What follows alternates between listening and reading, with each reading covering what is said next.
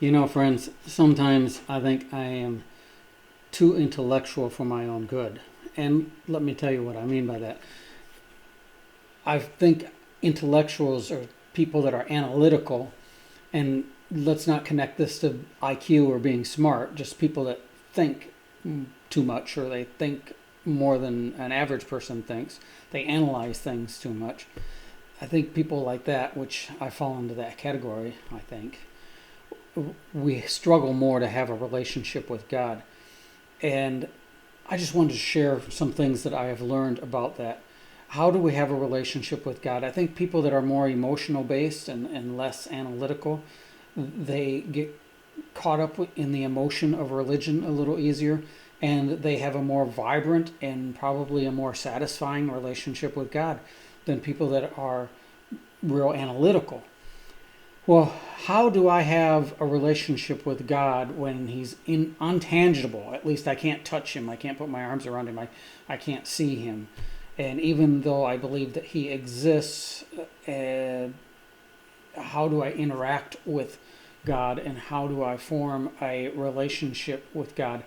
And that is an issue that I think a lot of intellects struggle with. And so as a result, our relationship with God is not as vibrant as some people that are more emotional based. And I'll share with you what I have learned. First off, if I want to have a relationship with a person, another person, I spend time with them. I talk with them and I listen to them. Okay? When I really respect somebody, say it's a boss, say it's a college professor, say it is an athletic coach, maybe a counselor, some motivational speaker. When I really respect somebody, I follow their advice or I follow their model. I emulate them. I do what they do. I do what they say.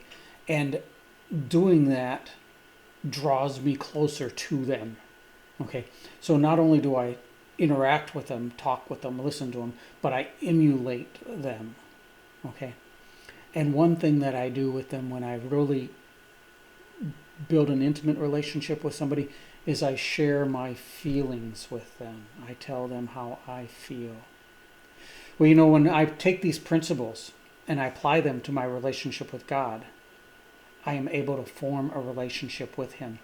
I talk to God through prayer.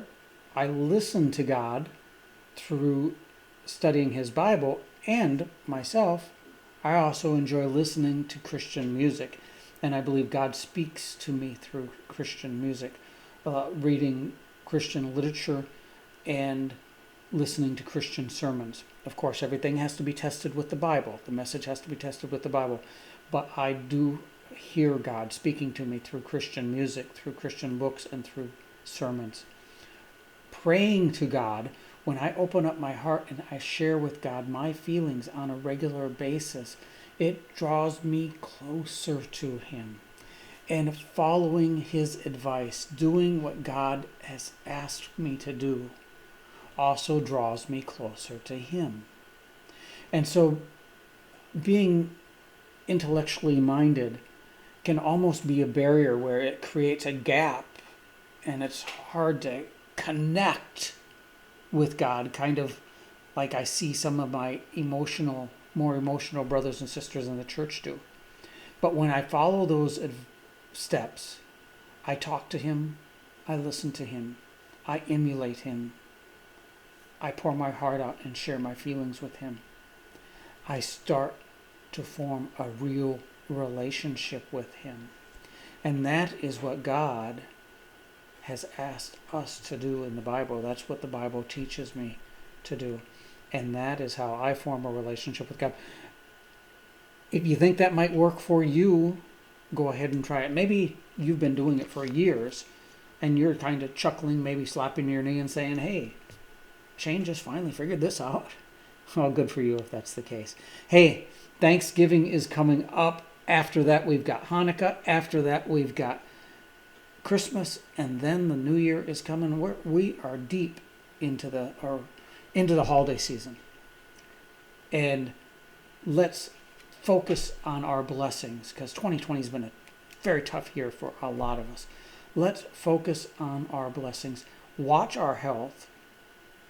and thank God for all that he has done for us. And look forward to his soon return when Jesus is going to come and wipe all our tears, and there will be no more sadness.